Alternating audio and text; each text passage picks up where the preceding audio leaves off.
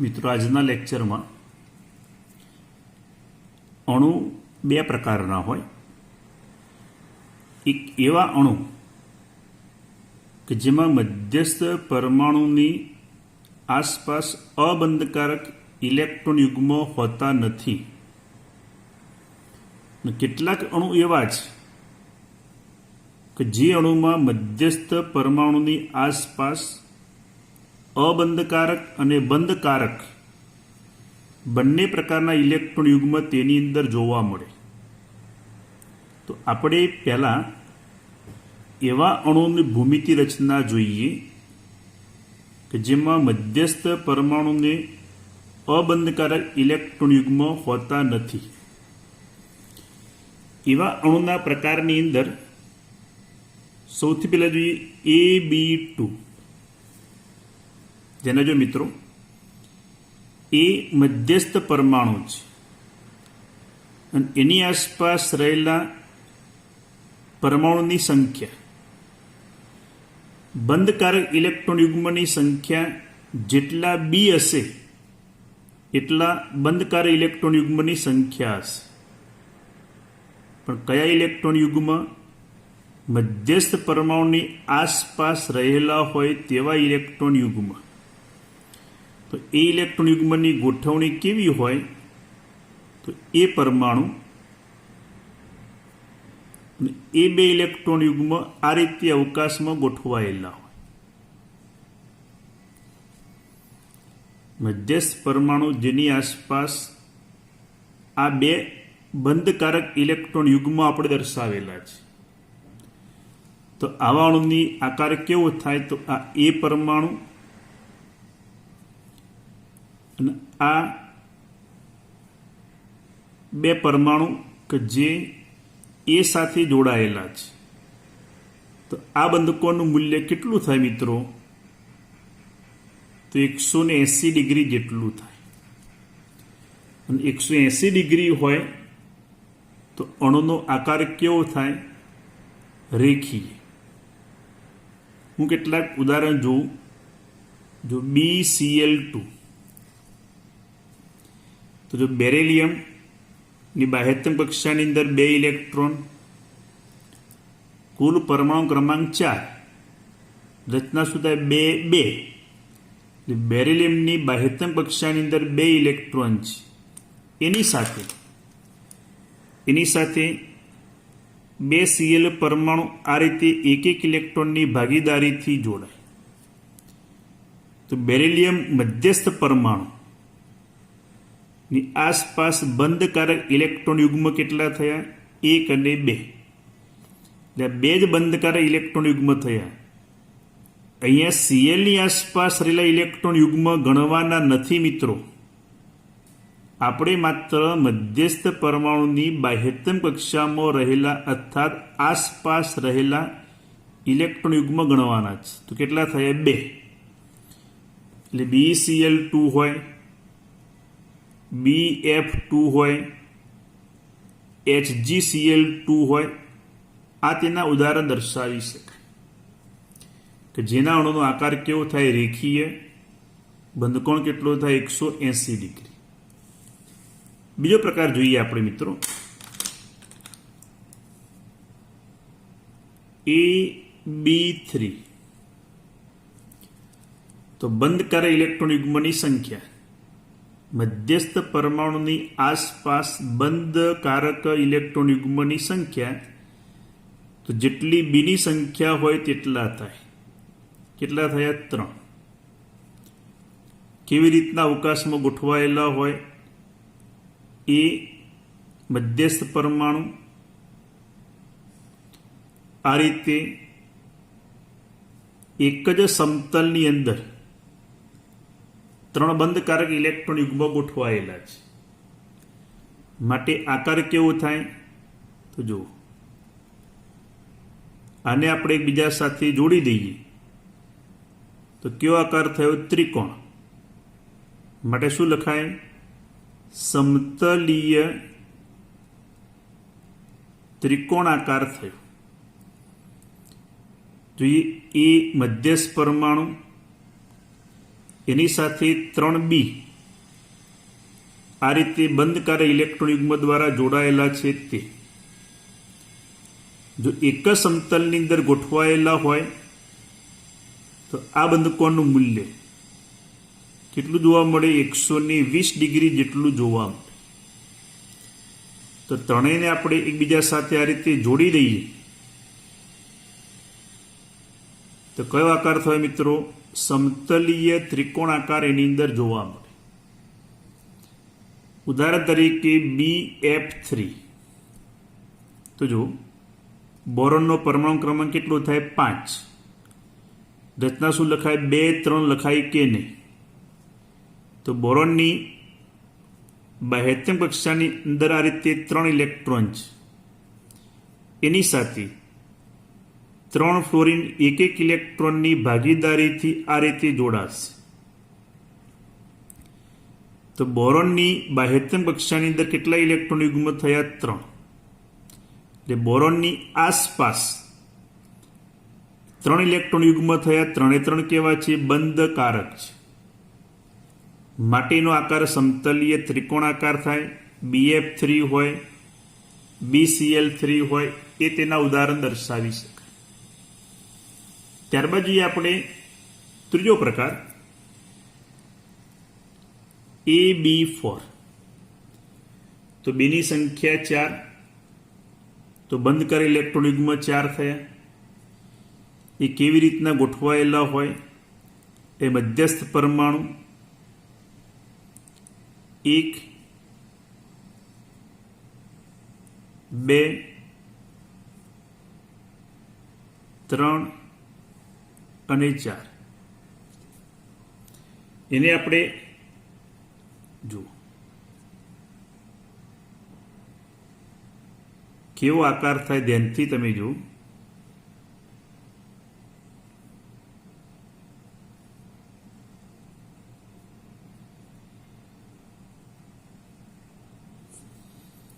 કયો આકાર કહેવાય?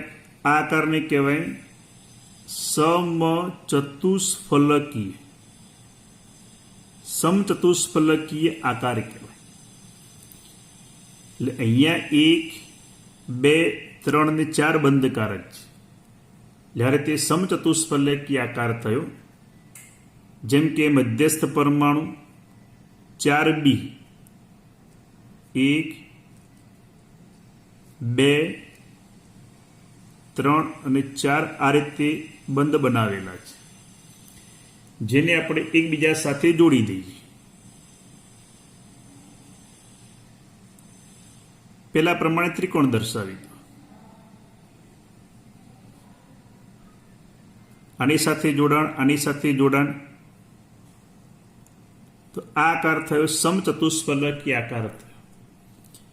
સમચતુષ્ફલકીય આકારની અંદર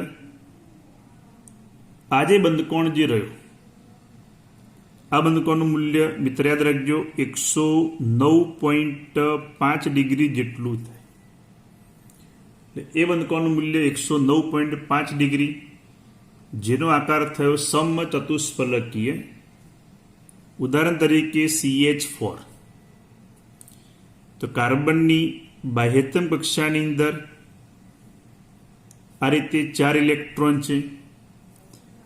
કારણ કે કાર્બનનો પરમાણુ ક્રમાંક થાય 6, એટલે રચના શું લખાય? 2 4.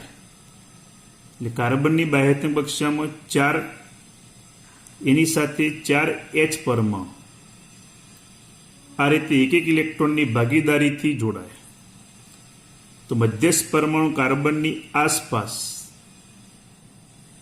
બંધકાર ઇલેક્ટ્રોન યુગ્મ કેટલા થયા? 4. એટલે CH4 જે CCl4 હોય, NH4 પ્લસ, આ તેમના ઉદાહરણ દર્શાવી શકાય. ત્યારબાદ જો AB5. તો બંધકાર ઇલેક્ટ્રોન યુગ્મ કેટલા થયા મિત્રો? 5. આકાર કેવી રીતના દોરવાનો સમજજો ખાસ. તો આ એક મધ્યસ્થ પરમાણુ, સિમ્પલ આકાર પેલા જોઈ લઈએ આપણે.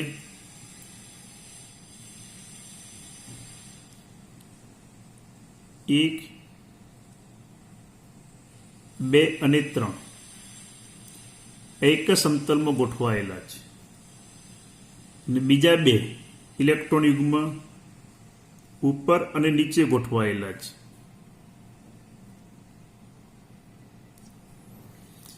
તો આ રીતે 5 થઈ ગયા બંધ કરેલ ઇલેક્ટ્રોન યુગ્મ.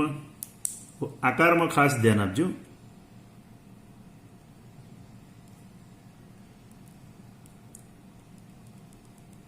તો આ થયો ત્રિકોણાકાર અને એની સાથે ઉપરથી આપણે જોડીએ 1 2 અને 3 એટલે ઉપર એક પિરામિડલ કહેવાય, નીચે આપણે આની સાથે જોડી દઈએ.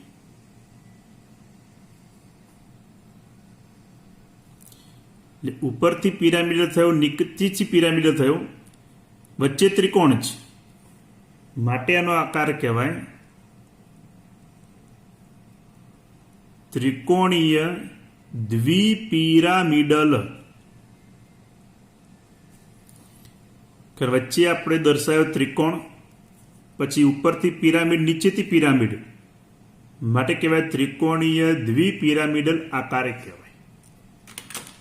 જેનો આપણે જો ફરી ધ્યાન આપો, એ મધ્યસ્થ પરમાણુ,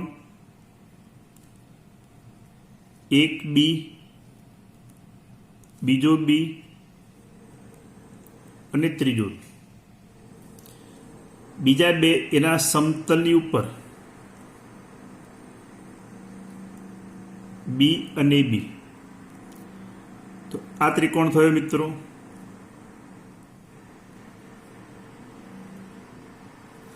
યાદ રાખજો, આ બંધકોણનું મૂલ્ય સમતલની અંદર જે 120 ડિગ્રી જેટલું થાય અને એ આ સમતલ લંબ સ્વરૂપી બીજા 2 બંધ ગોઠવાયેલા છે. આ જે બંધકોણ જે રહ્યો એ થાય 90 ડિગ્રી. એટલે આની અંદર 2 પ્રકારના બંધ છે. જે બંધ એક જ સમતલની અંદર ગોઠવાયેલા છે એ બંધકોણ બી એ બી 120 ડિગ્રી જેટલો થાય. પણ ત્રિકોણને, જે સમતલીય ત્રિકોણને લંબ સ્વરૂપે આ બીજા 2 બંધ ગોઠવાયેલા છે એ આ રીતે 90 અંશના ખૂણે ગોઠવાયેલા છે. એટલે એ બંધકોણનું મૂલ્ય 90 ડિગ્રી થાય અને એક જ સમતલમાં રહેલા એ બંધકોણનું મૂલ્ય 120 ડિગ્રી જેટલું થાય. હવે આપણે ઉપરના બીથી ત્રિકોણના 3 બી સાથે બંધ બનાવીએ. એક પિરામિડલ થયું, નીચેના બી સાથે બંધ બનાવીએ તો બીજું પિરામિડલ થયું. માટેનો આકાર કયો કહેવાય? ત્રિકોણીય દ્વિપિરામિડલ આકાર કહેવાય. ઉદાહરણ તરીકે લઈએ આપણે PCl5. જો લુઈસ બંધારણ આપણે આગળ દર્શાવેલું, ફોસ્ફરસ જેની બાહ્યતમ કક્ષાની અંદર આ રીતે 5 ઇલેક્ટ્રોન હોય, એની સાથે 5 Cl પરમાણુ 1 ઇલેક્ટ્રોનની ભાગીદારીથી જોડાશે. એને 1 ઇલેક્ટ્રોનની ભાગીદારીથી જોડાય તો ફોસ્ફરસ મધ્યસ્થ પરમાણુ કે જેની અંદર આ રીતે 5 બંધકારક ઇલેક્ટ્રોન યુગ્મ છે. આપણે Clની આસપાસ આ અબંધકારક ઇલેક્ટ્રોન યુગ્મ જે રહ્યા એ ગણવાના નથી મિત્રો. આપણે ખાલી મધ્યસ્થ પરમાણુની આસપાસ બંધકારક ઇલેક્ટ્રોન યુગ્મ જ ગણવાના છે. કેટલા થયા? 5. તો PCl5 એનું ઉદાહરણ દર્શાવી શકાય. PF5 એ પણ એનું ઉદાહરણ દર્શાવી શકાય. એટલે આપણે અત્યારે 4 અણુ જોયા. Eb2 ઇલેક્ટ્રોન યુગ્મ 2 એક જ રેખામાં ગોઠવાયેલા હોય માટે આકાર થયો રેખીય, બંધકોણ થયો 180 ડિગ્રી. ઉદાહરણ તરીકે BeCl2, BF2, HgCl2. પછી Eb3 બંધકારક 3 આ રીતે ત્રિકોણ આકારમાં એક જ સમતલમાં ગોઠવાયેલા હોય માટે આકાર સમતલીય ત્રિકોણાકાર થયો, જેમાં આ બંધકોણનું મૂલ્ય BAB 120 ડિગ્રી જેટલું થાય. ઉદાહરણ તરીકે BF3 BCl3 દર્શાવી શકાય. ત્યારબાદ AB4 બંધકારક થયા 4. આ રીતે સમચતુષ્ફલકીય આકારમાં ગોઠવાયેલા છે. બંધકોણનું મૂલ્ય 109.5 ડિગ્રી જેટલું થાય. ઉદાહરણ તરીકે CH4 CCl4 NH4 પ્લસ એનું ઉદાહરણ દર્શાવી શકાય. ત્યારબાદ AB5 તો 5 બંધકારક, તેમાં 3 એક જ સમતલમાં ગોઠવાયેલા છે. એટલે આ થયો સમતલીય ત્રિકોણ, ઉપર પિરામિડલ નીચે પિરામિડલ, એટલે આકાર કહેવાય ત્રિકોણીય દ્વિપિરામિડલ કહેવાય. જેમાં 2 બંધકોણ જે સમતલમાં ગોઠવાયેલા છે BAB 120 ડિગ્રી, લંબ સ્વરૂપે ગોઠવાયેલા છે એ 90 ડિગ્રી. ઉદાહરણ સમજાય PCl5 PF5. છેલ્લો પ્રકાર જોઈએ આપણે. અણુનો પ્રકાર AB6. તો ઇલેક્ટ્રોન યુગ્મ કેટલા થયા? 6. અને 6 ઇલેક્ટ્રોન યુગ્મ કેવી રીતના ગોઠવાયેલા હોય તે આ એક મધ્યસ્થ પરમાણુ, ની આસપાસ 1 2 3 4 ઉપર, 5 નીચે, આ રીતે 6. તો એને આપણે એકબીજા સાથે આ રીતે જોડી દઈએ.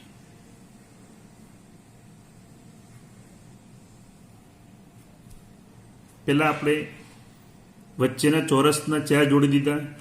ઉપરથી આ ચોરસના 4 સાથે બંધ બનાવીએ.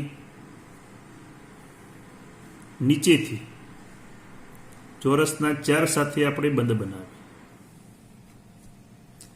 તો આ આકાર થયો મિત્રો અષ્ટફલકીય આકાર કહેવાય,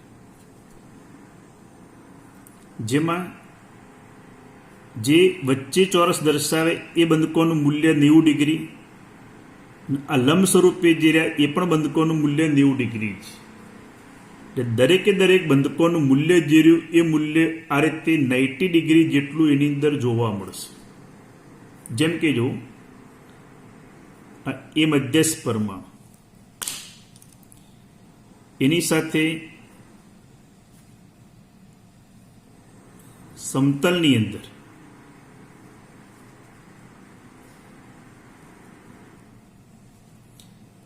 આ જે બંધકોણ જે રહ્યો કેટલો થાય? 90 ડિગ્રી. આ બીજા લંબ સ્વરૂપે છે. એને આ રીતે આપણે જોડી દઈએ.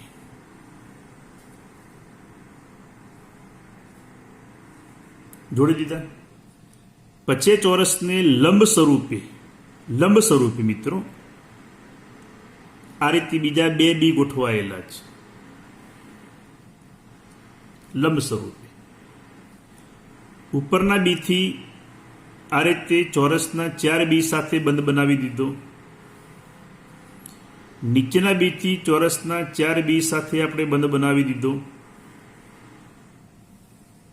તો આજે આકાર જે રહ્યો એ અષ્ટફલકીય આકાર કહેવાય, જેમાં દરેક બંધકોણનું મૂલ્ય રીતે 90 ડિગ્રી થાય. ઉદાહરણ તરીકે SF6 સલ્ફરની બાહ્યતમ કક્ષાની અંદર આ રીતે 6 ઇલેક્ટ્રોન છે. એની સાથે 6 ફ્લોરિન એક ઇલેક્ટ્રોનની ભાગીદારી કરે.